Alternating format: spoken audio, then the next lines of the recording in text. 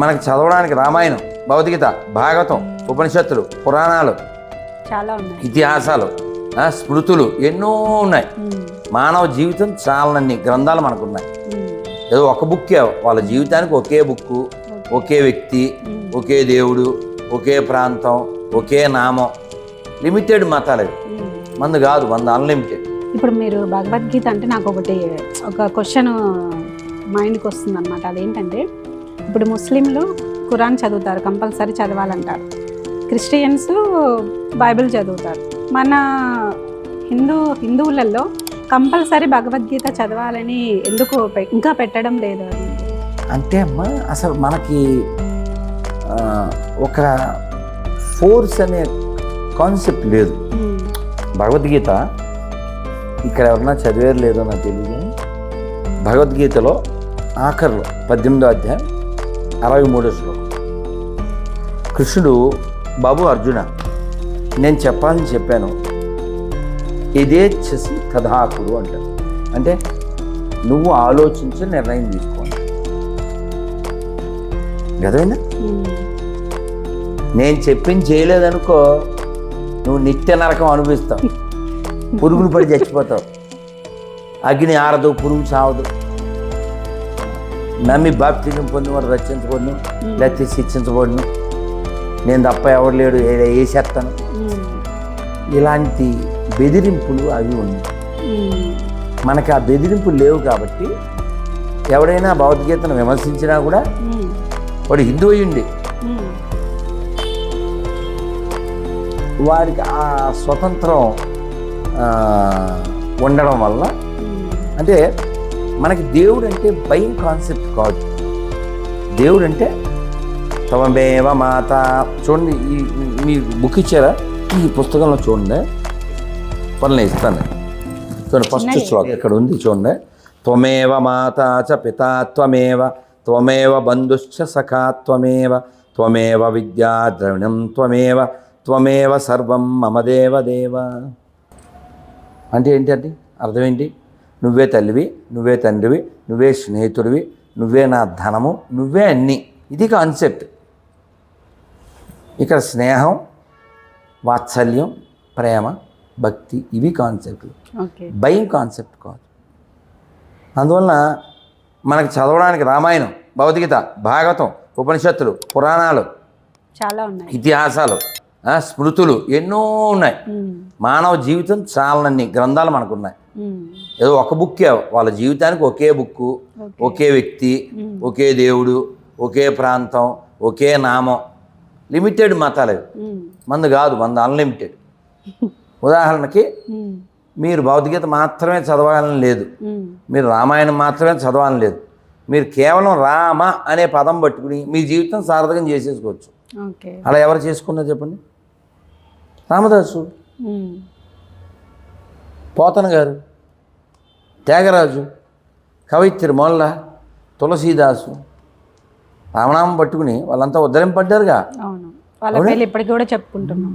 కాబట్టి మనకి అలా కంపల్సరీగా నువ్వు దీన్ని చదవకపోతే నిన్ను వేసేస్తాడు మనోడు, అట్లా లేదు. నీ అంతటి నువ్వు అధాతో బ్రహ్మ జిజ్ఞాస, నీ అంతటి నువ్వే ప్రయత్నం చేసి భగవంతుని పొందాలి. మనకు అన్ని ఏర్పాట్లు చేస్తారు. ఇప్పుడు గుడి తీసి పెట్టారు ఇందాక, అన్ని తలుపులు తీసి స్వామికి అలంకారం చేసి దీపం పెట్టి చక్కగా ఉంది. దండం పెట్టుకోవడం పెట్టుకోపోవడం,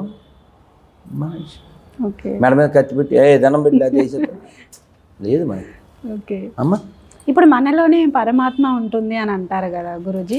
అలాంటప్పుడు మనము టెంపుల్కి వెళ్ళి ఇంకొక పరమాత్మను వెతకడం అంటే దీనికి క్లారిటీ ఏమిస్తారు గురూజీ మీరు? అది నీకు తెలియదుగా అమ్మ. మీకు మంచి ప్రశ్న.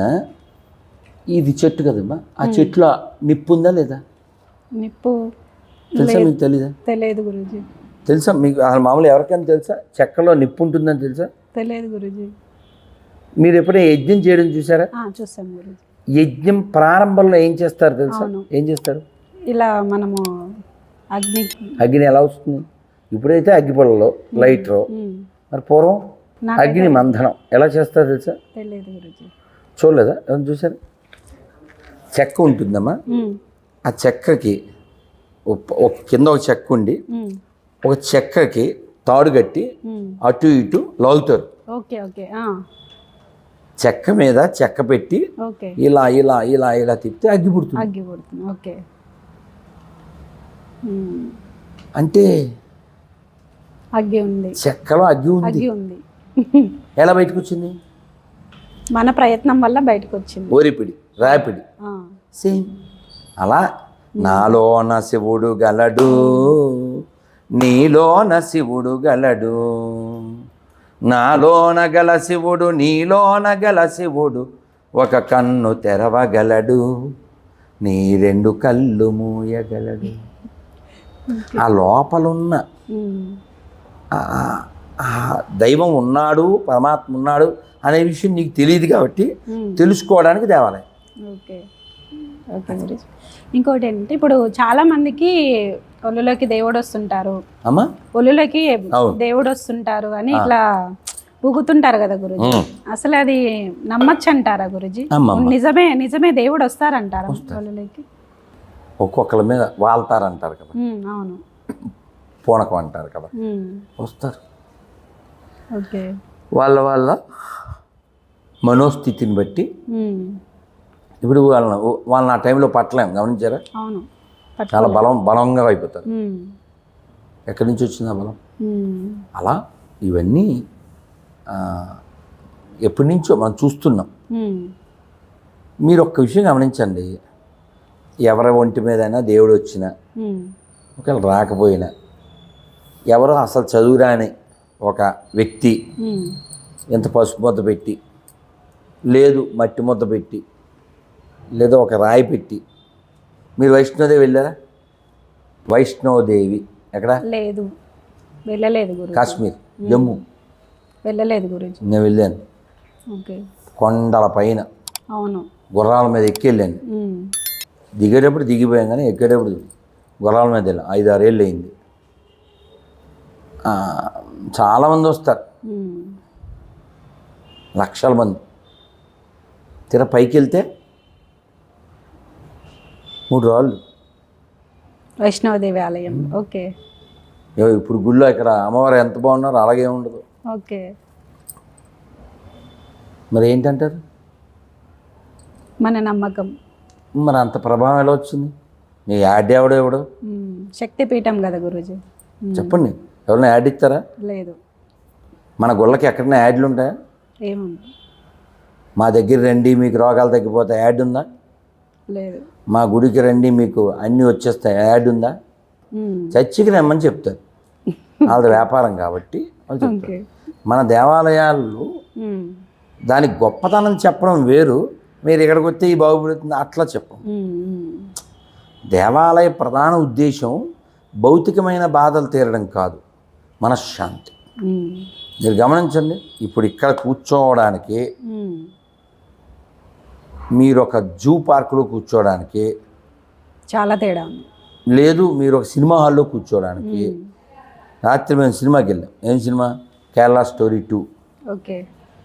ఇప్పుడు ఈ అట్మాస్ఫియర్ ఆ అట్మాస్ఫియర్ సేమ్ అంటారా? లేదు, చాలా డిఫరెన్స్ ఉంది. ఇక్కడ ఉండే కూల్నెస్, హైనెస్ అక్కడ వస్తుందా? లేదు. ఈ ప్రశాంత్ అక్కడ కాదు కదా. అవునవును. కాబట్టి దేవాలయం ఆధ్యాత్మిక శక్తి స్థలం.